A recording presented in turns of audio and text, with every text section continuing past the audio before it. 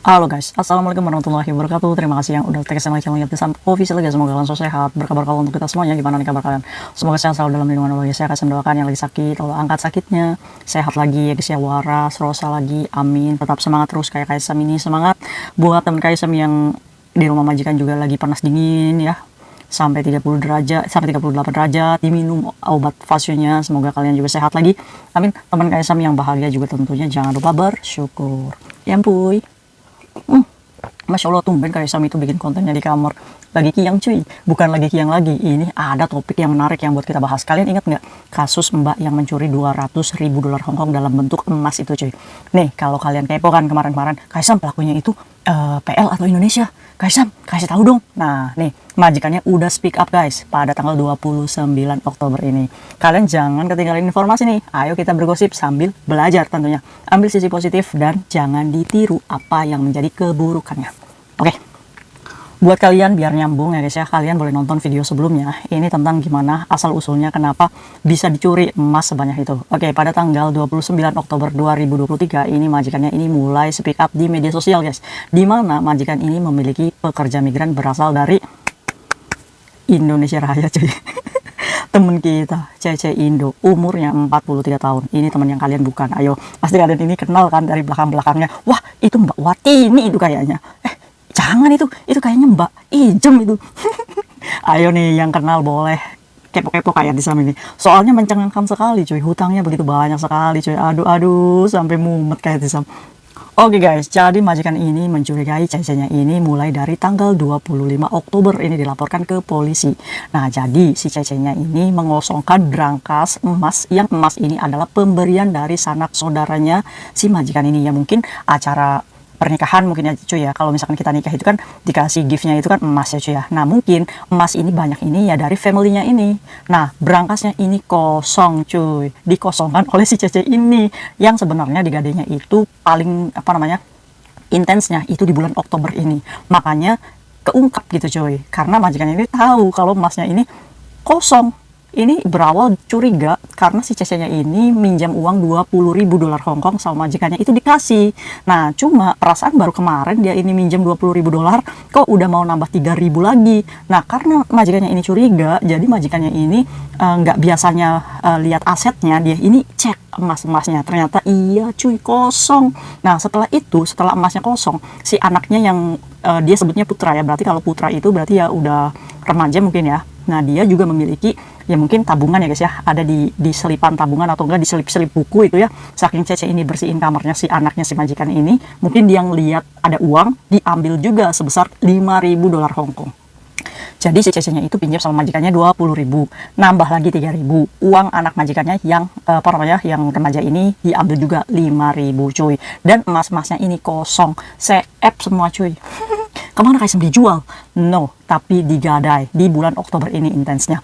Tapi cuy, ada catatan pegadaian ini dari tahun 2020 juga. Jadi udah lama juga ini cuy. Tanggal 25 kemarin ini dilaporkan ke polisi. Cuma majikan ini galau cuy. Karena walaupun barang ini digadai dan sudah diselusuri ada di pegadaian, ini majikan ini apa namanya menurut polisi ini harus menebus, tetap menebus. Ini yang menjadi majikan ini sedih ya cuy ya. Udah barangnya dicuri ya kan, kita yang punya barangnya juga harus bayar gitu untuk mengambil aset kita kembali. Nah setelah dinegosiasi sama pihak pegadaian, ini beberapa emas ya cuy ya, yang kayak sama dia tuh cincin ini banyak ya, mungkin hadiah ini kan gift ya dari saudara-saudaranya. Nah cincinnya itu ukurannya gede-gede ya, mungkin hadiah untuk singsangnya kali ya. Nah emasnya juga kayaknya sih emas yang warnanya emas 999,99 kayaknya cuy, ya kan. Akhirnya ini bisa setelah negosiasi ini bisa diambil sebesar 60.000 dolar Hongkong cuy, karena beberapa emasnya itu sudah loss, udah nggak ada. Aduh si pihak pegadaiannya juga nggak mau tahu, karena pihak pegadaian ini sudah menjalankan prosedur yang benar gitu ya guys ya, dimana saat peminjam ini menyerahkan dokumen KTP dan apa namanya alamat majikannya. Nah jadi kan di pegadaian itu kan sudah ada perjanjian di mana barang yang tidak bisa ditebus ini sudah menjadi hak milik pegadaian cuy ya. Ya jadi ya mau nggak mau kalau misalkan memang kamu mau apa namanya diambil, ya silakan gitu, ya kan, tapi ya bayar lagi, begitu cuy. Karena yang menggadaikan ini si Cece, yang bersalah ini adalah Cece, yang harus dihukum adalah Cece. Pihak pegadaian itu sudah menjalankan SOP-nya dengan benar seperti itu cuy. Jadi ya mau nggak mau ya majikan ini, karena ini adalah souvenir dari saudara-saudaranya ya cuy, ya maksa aja harus diambil. Cuma majikan ini bersedih karena dia ini memiliki 2 anak yang harus dipikirkan masa depannya, yang harus dipikirkan kehidupannya ya cuy ya. Hanya memikirkan masalah ini aja majikan jadi galau ya kan, karena apa? Ya karena bangkrut juga cuy, ya kan. Nah, makanya majikan ini meminta saran ya cuy ya dari penasehat. Bagaimana kalau misalkan saya mempekerjakan si Cece ini aja sampai hutang-hutangnya dia lunas. Nah, menurut kalian, ini kan 200.000 dolar Hongkong ini kan kalau kita mengabdi ke majikan ya cuy ya. Mungkin ditambah 20 dolar, 5.000 ya, hutang kita sekitar 210.000 dolar Hongkong ya cuy ya. Kalau kita mengabdi ke majikan ini 3 tahun atau 4 tahun lunas sih cuy. Nah, menurut kalian nih, majikan perlu nggak mempekerjakan si Cece-nya ini di rumahnya selama 2 kontrak berjalan supaya hutang-hutang si Cece-nya ini lunas? Menurut kalian gimana? Tapi kalau menurut KSM itu adalah solusi yang terbaik ya cuy ya. Karena apa? Karena sangat tidak adil sekali untuk majikan kalau misalkan menyerahkan kepada pihak polisi gitu. Karena apa? Kalau misalkan si Cece ini menyerahkan kepada pihak polisi, itu kan penjaranya cuma 3 bulan cuy. Itu nggak adil banget untuk majikan yang udah kehilangan asetnya banyak gitu. Nah, makanya nih banyak perdebatan nih di antara para lopan nih cuy. Kata si lopannya kayak gini, ini nih perlu nih pemerintah Indonesia ini sama pemerintah Hongkong ini mengkaji. Ini adalah kasus yang serius di mana hukum untuk pekerja migran ini sangat-sangat tidak adil untuk majikan yang benar-benar kehilangan asetnya seperti ini.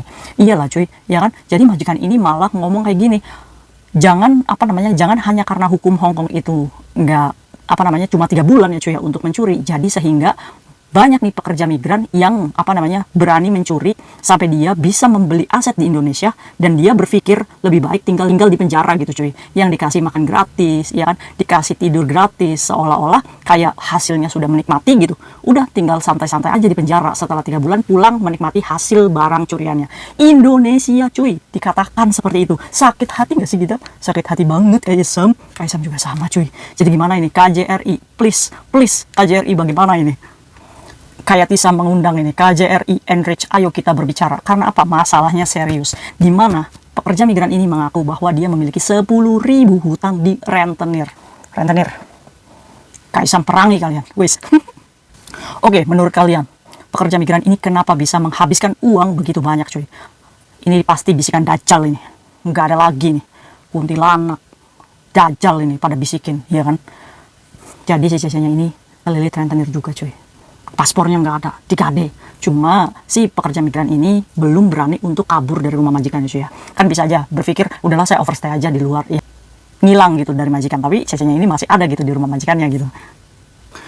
Nah, menurut KSM sih hancurnya si pekerja migran ini karena dia ini terlilit banyak bank ya. Yang jelas dia juga terlilit banyak rentenir, banyak hutang di luar, sehingga dia ini nggak mau diviralkan atau tidak bisa menghadapi debt collector ya cuy ya, tidak berani, pengecut, sehingga dia menghalalkan segala cara. Gimana caranya bank saya ketutup, gimana caranya saya tidak diteror oleh rentenir, gimana caranya saya bisa tetap hidup ya kan. Tapi dia lupa, dia mencuri ini ibaratnya kayaknya ini watak kayak gini ya guys ya. Kita ini sering banget tuh menyepelekan, nanti juga bisa ketebus, nanti juga saya bayar, nanti saya kembalikan juga. Ini kan adalah watak-watak buruk ya yang harusnya kita perangi cuy. Nah, Kaisam itu sakit hatinya tuh kayak gitu ya. Majikan itu salah nggak sih kalau misalkan dia itu menilai kita ini Cece yang bisa membeli properti di Indonesia dengan hasil mencurai kayak gini, terus dia itu seenaknya tinggal di penjara leha-leha gitu ya selama 3 bulan, menjalani masa hukumannya, setelah itu dideportasi dan pulang ke Indonesia menikmati hasil curiannya. Ya Kaisam sih sakit hati ya sebagai orang warga Indonesia yang baik dan benar. Kayak Tisam ini adalah pekerja migran yang di sini bekerja bangun pagi ngosek WC ya guys ya. Tidak semua pekerja migran asal Indonesia seperti itu, karena Kaisam itu juga bukan tipikal orang yang seperti itu. Kaisam juga tetap bekerja dengan baik-baik, menjaga amanat majikan, tetap bekerja dengan sopan, baik. Kayaknya sakit hati sekali gitu, hanya karena oknum teman kita yang tidak bertanggung jawab seperti ini, kita terlempar A1 ya guys ya ke muka kita. Nah, enaknya nih teman-teman kita yang seperti ini gimana? Ini usianya masih muda banget cuy, 43. Nah, ini ya warningnya nih. Edukasinya apa? Edukasinya gini, kalau misalkan kalian sudah terlilit rentenir begitu banyak, ingat, bisnis mereka ilegal di sini. Jadi ingat-ingat hutang kalian berapa di rentenir, ambillah dengan nilai hutang saja cuy. Lawan, kamu harus berani mengambil paspormu. Setidaknya ya kasihlah sedikit lah ya, misalkan kamu hutang 5.000, kamu sediakan saja tuh 6.000 atau 7.000. Kalau misalkan kalian berbulan-bulan tidak mengambil, setidaknya ada ucapan terima kasih tuh untuk rentenir. Kalian pasti bisa cuy, ketimbang Dari 10.000 kalian membengkak nih 15, 16, 17 sampai 20.000 dolar Hong Kong yang tidak bisa masuk logika kita takut aja. Mereka itu manusia juga kok. Ya, jadi Kaisang warning kepada kalian, jangan pernah takut menghadapi rentenir. Ingat, bisnis mereka adalah ilegal. Walaupun mereka berkedok finance atau berkedok dengan perusahaan penyediaan jasa uang, ya, tetap aja hitungan-hitungan mereka itu nggak masuk logik, tidak masuk logika. Bahkan kalau misalkan kalian gebrak mejanya aja dengan uang seadanya, dengan surat terminationnya kalian yang sudah di fire, itu aja udah bisa kalian itu ngambil data kalian. Jadi intinya tanamkan dalam diri kalian untuk berani, ya kan? Itu paspor kamu. Dia itu tidak butuh paspormu. Paspormu itu buat mereka itu sampah dan hanya kertas. Ngerti nggak? Jadi kalian saat kalian punya uang ke sana, kamu mau uang kamu balik nggak? Toh buat kamu juga paspor itu nggak berguna gitu. Jadi saya kembalikan uang kamu, iya kan? Daripada kamu nggak mau uang ini, ya nggak jadi masalah. Pergi ke KJRI, ngomong, Pak, saya sudah mengambilkan paspor saya ini, tapi rentenirnya tidak mau. Ya mungkin kalau misalkan majikan kalian tahu, KJRI pasti akan memberikan kebijaksanaan untuk membuatkan paspor baru, ya. Jadi semoga teman-teman Kaisang bisa berani, bisa menghadapi kenyataan dan tidak boleh pengecut ya guys ya. Tidak boleh mengambil hak orang lain untuk menyelamatkan hidup kamu. Bukan, salah. Itu justru akan menghancurkan kamu lebih jauh lagi. Untuk itu hadapi apapun kenyataannya. Kalau misalkan memang kamu gagal bayar bank, hadapi interminute adalah jalan terbaik, yang paling baik menurut Kaisang, ketimbang kamu harus berhutang lagi untuk menutup hutang kamu. Ini aja belum bisa bayar, kamu hutang lagi gitu. Lebih baik kamu menunggu 1 bulan 2 bulan untuk menunggu visa baru ya cuy ya. Nah, saat kalian datang ke rumah majikan baru dengan hidup baru, mulailah berniat untuk membayar hutang-hutang kamu dengan nabung. Berapa tuh nilai hutang kamu di bank? Tabayunkan dengan debt collector. Nih, saya ada uang segini, tabayunkan lagi.